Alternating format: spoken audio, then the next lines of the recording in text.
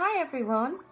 I thought I'd like to read you some stories today. They're only short, but in year 2 we have been looking at the Victorians, and I wonder if you know a very famous author who wrote lots and lots of stories for children in Victorian times. Yes, her name was Beatrix Potter, and I am going to read you 2 short stories right now. The first one is Tom Kitten, and the second one is all about Jemina Puddle Duck. These are very tiny books. They belonged to my daughter, and she very kindly said I can share them with you. So here we go. Tom Kitten. Once there were 3 tiny kittens, and they were called Moppet, Mittens and Tom Kitten. One day their mother had friends to tea, so she dressed the kittens in their best clothes. I wonder if you can think of an occasion when you've had to dress up in your best clothes. She sent the kittens out into the garden to play, warning them not to get messy. But, before long their clothes looked rather grubby, and some came off altogether.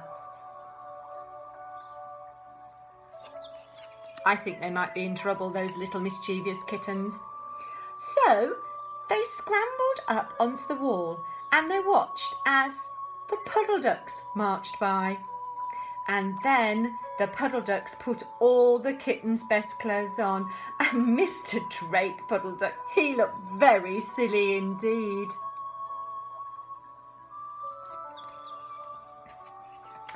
When the kittens arrived home, their mother was very cross, and guess what? She sent them to their bedrooms. But the Puddle Ducks, on the other hand, they were very proud because they had new clothes to wear. And guess what? The kittens have been looking for the clothes ever since. I like that one. It's just a short version. You might have the long version yourself at home. And this is the story of Jemina Puddle Duck. Oh dear, Jemima got herself into a bit of trouble too. Here we go. So Jemina Puddle Duck wanted to hatch some eggs. So she set off to find a quiet nesting place. After flying to a nearby wood, she came across a handsome gentleman reading a newspaper. I wonder if he's a good, handsome gentleman. I wonder what he's up to. He kindly said that Jemima could lay her eggs in his woodshed. The shed was full of comfortable feathers, and Jemima laid her eggs. I'm not sure I like the look on this gentleman's face. Poor Jemima though, she's very happy at the moment. The gentleman asked her to join him for dinner and sent her back to the farm to look for some herbs. I wonder what he's thinking. The farm dogs, however, knew that the herbs were for stuffing poor roast duck, so they quickly decided to help Jemima. Good jobs the dogs are around. The dogs chased the fox away and they brought Jemima home. And guess what happened in June? Yes, Jemima hatched 4 ducklings all on her own safely at the farm. I love that story. If you look on YouTube for Mr. Fox, the Man with the Hairy Whiskers song, it's all about that cunning fox in that story. I wonder if you know that Beatrix Potter also wrote some poems that we might say every day. Like Goosey Goosey Gander, where shall I wander? Upstairs, downstairs, in my lady's chamber. Another one that she wrote was 3 blind mice.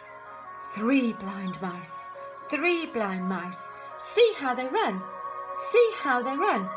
They all ran after the farmer's wife. She cut off their tails with a carving knife. Did you ever see such a thing in your life as 3 blind mice? One more which I used to love doing with my children on their toes. This little piggy went to market. This little piggy stayed at home. This little piggy had roast beef, and this little piggy had none. And this little piggy went wee, wee, wee, wee, wee, wee, wee, wee, wee, all the way home. Just before I go, I want to leave you with a riddle. Beatrix Potter wrote this. It's about an object, and I wonder if you know what it is. Okay, here we go. It's called Ninny Nanny Netticoat. Ninny Nanny Netticoat in a white petticoat with a red nose. The longer she stands, the shorter she grows. What do you think she is? I hope you've enjoyed my little Beatrix Potter time with you all. I've certainly loved reading to you. Stay safe, take care, and I'll read again soon.